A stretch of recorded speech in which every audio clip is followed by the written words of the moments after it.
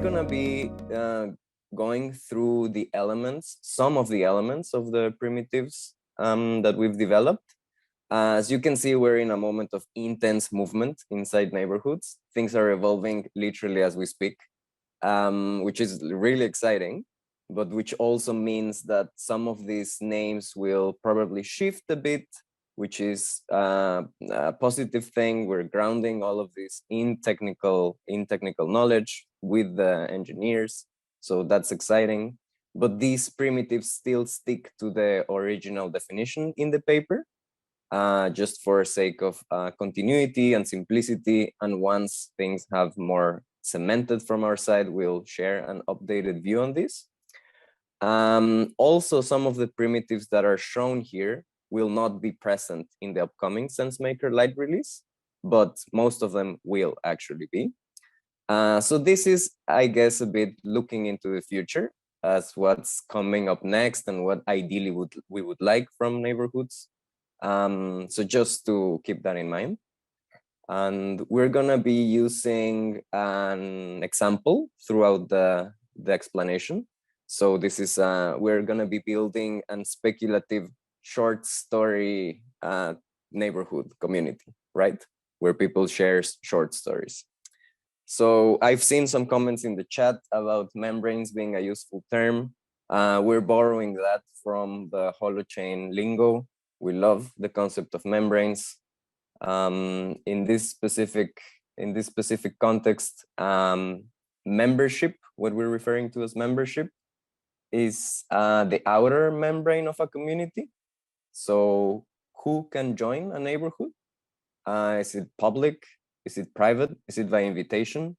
We're hoping that that is something that can be determined by each community, how that membrane is crossed. And it's basically, yeah, how agents enter a group, right? That's it. In the case of the neighborhood we are creating now, the short story neighborhood, let's say it's by invitation. You need to be invited by other member. Then the next concept we're going to be talking about is roles. Roles define different types of members. So it specifically defines their access to contexts. We'll be talking about contexts in a moment, and their right within those contexts. So it is a much more nuanced view on what agents can do within a neighborhood. How can they react to resources, what context they are allowed in, those kinds of things. In our speculative neighborhood, we have two different roles, one of the writer and one of the reader. So all members who have a writer role, they can post in any context, right?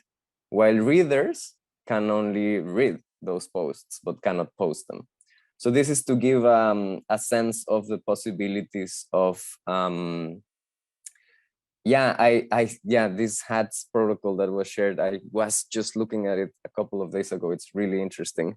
It's an interesting implementation of it. And I've seen many of these primitives have started to be flying around, like in the Web3 space, different implementations of it. But I see a lot of things are gravitating towards specific terms, and I'm really enjoying that the conversation is going that way. So yeah, just to comment on what's being shared. So those are the two roles that we're going with. Yeah, convergence of terms, there's definitely that happening. Then a central concept within neighborhoods that Sid was already talking about is the idea of resources.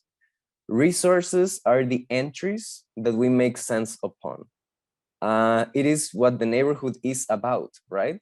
The movies inside a movie neighborhood, the recipes inside a cooking neighborhood, those kinds of really central elements inside a community, the information that we share. You've encountered resources in social media as it stands today. So for example, tweets in Twitter are an example of a resource. Products in Amazon, songs in SoundCloud, articles in a blog, but also things like proposals in a poll, right? If you start to see proposals in a poll as a resource, you can imagine how the neighborhoods framework also enables forms of governance, where proposals that are sensed made upon float to the top in terms of visibility and starts to become a way of making decisions together as well, right? Resource can be composed of literally anything, text, images, videos, streams, audio, even other software, even embedded software from other places. So you can make up a resource out of everything. And a resource can also be composed of multiple things, right? Which I think is really, really important. So for example, an Instagram post is composed of multiple images. You refer to it, or we refer to it, as a resource in its capacity to be reacted to. So you can, when you react to an Instagram post, you react to the whole thing. Even if it has multiple images, you like all of them at the same time. If you could react to each individual image on itself, then we would call that individual image a resource. So that's the idea of resources. In the example of our short story community, the resource would be the short stories, composed of maybe, I don't know, arbitrary limit of 480 characters. We can continue now. Reactions. Yeah, reactions are also a crucial part of our ontology. They are the gestures we use to convey our impression of resources. So basically how members engage with resources shared by others. We've divided reactions as sort of like this fast way of liking something or clapping to something, sort of like a very immediate way of engaging with a resource.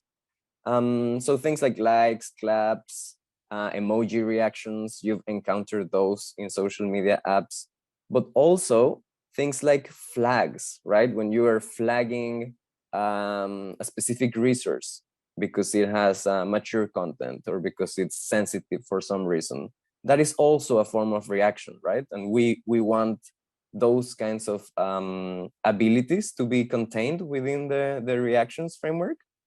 Also things like bookmarking. When you save a resource for your own internal context of bookmarks, that could also be enabled through a reaction system.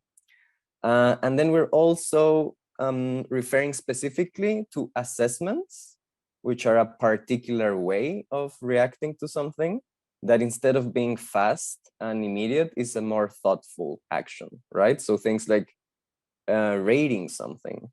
When you're in a ride sharing app and you have to rate your driver, that requires a bit more thoughtfulness. Or if you are rating a product, maybe that's even accompanied by a written review of sorts. So it's a particular form of reaction that is more thoughtful, and it also has the capacity to be reacted to. So you can react to other people's assessments. Maybe not always, maybe not in all neighborhoods, but we do think it might prove useful that assessments become a sort of reaction resource, so you can react to it. This is an example I've used often. If you have a ride sharing app and someone gives a terrible rating to a driver and it's accompanied by a racist review, it would be really helpful that other members of the community can react to that review so that the value of that negative assessment is reduced through the engagement of other members of a community. So those are assessments. In our example neighborhood, the reactions would be simply a like. So you can like a short story, or you can not like it, basically.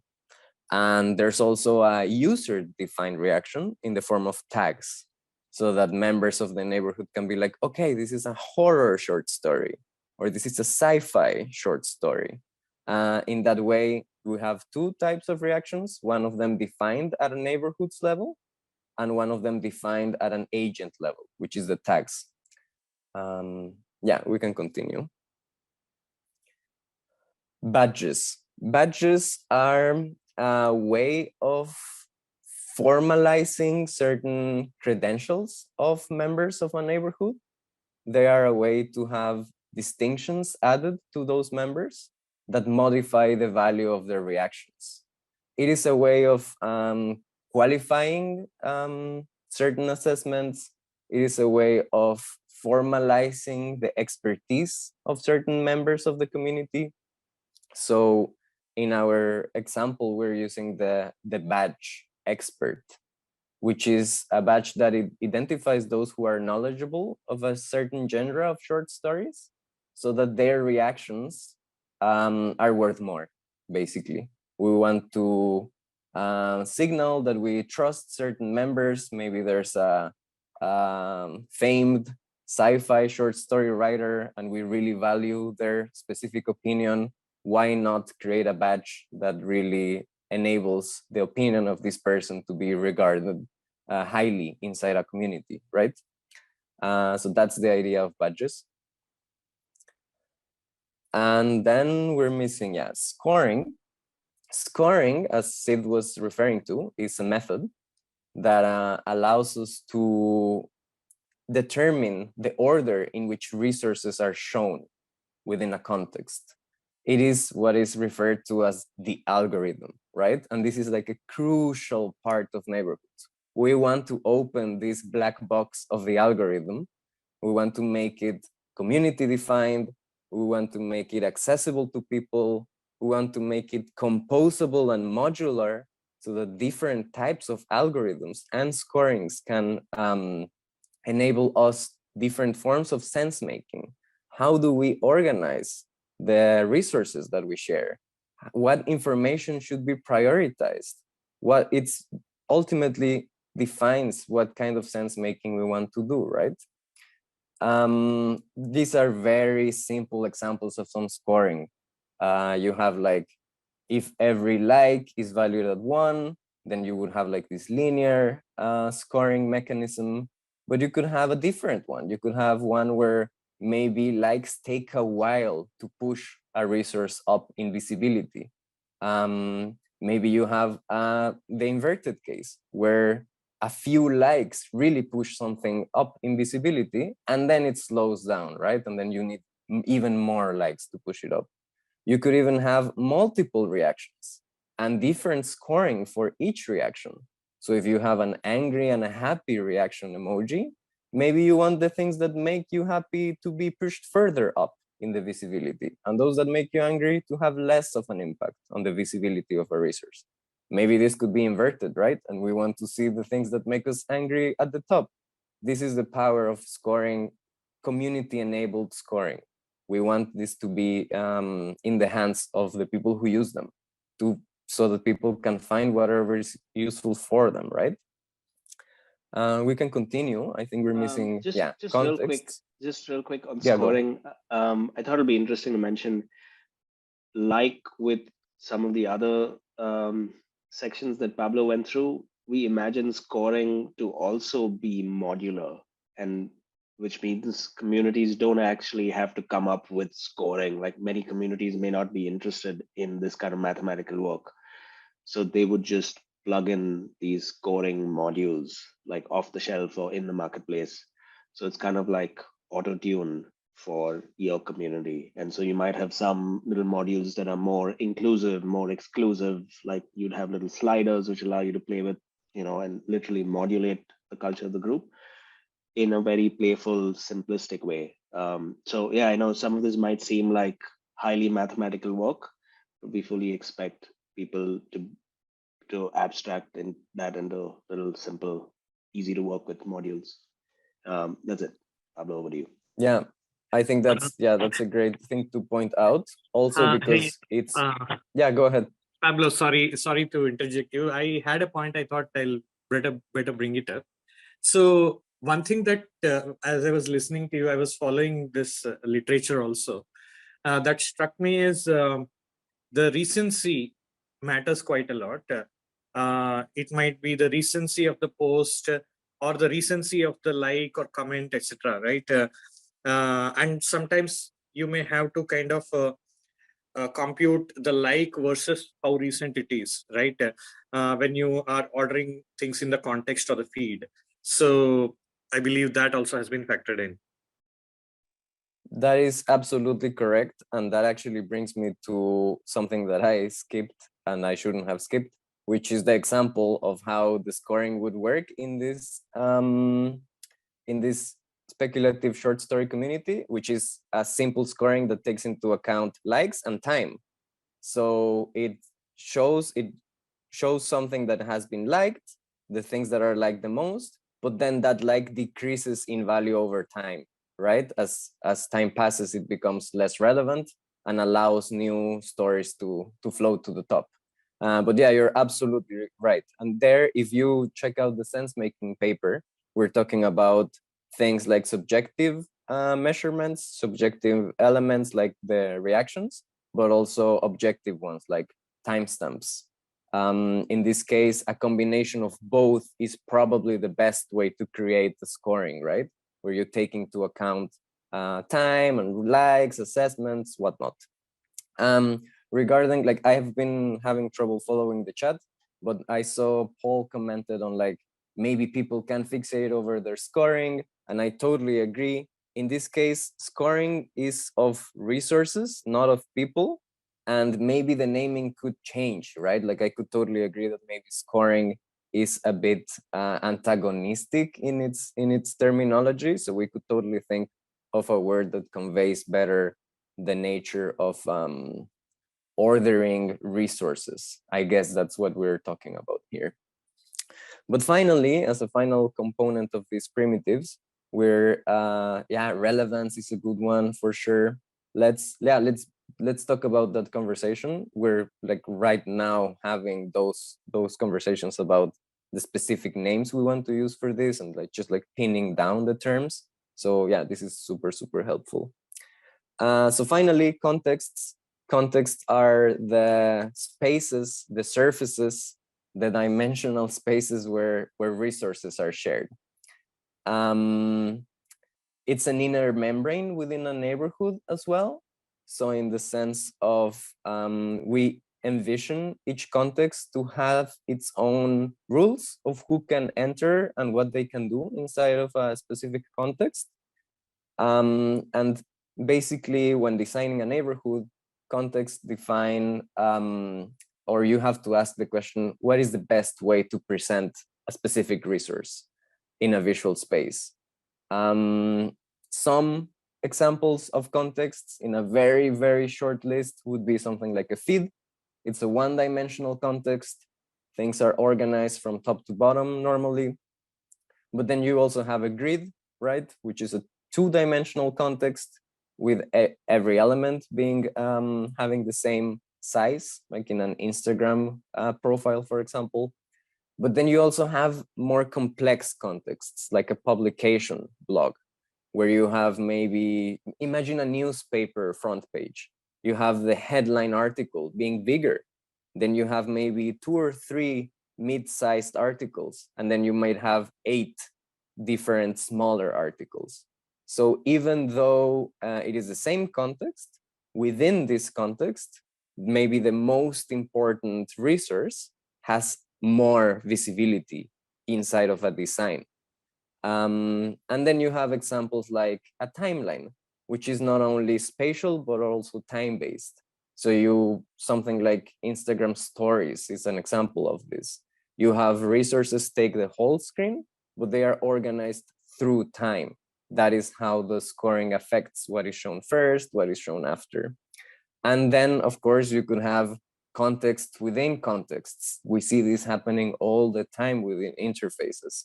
Subcontexts. You could have an Instagram post that has a subcontext for comments. And inside that subcontext, the resourced comment has its own scoring mechanism, right? So you can see how this can fractally scale up, scale down, and really start to map out some more complex interfaces.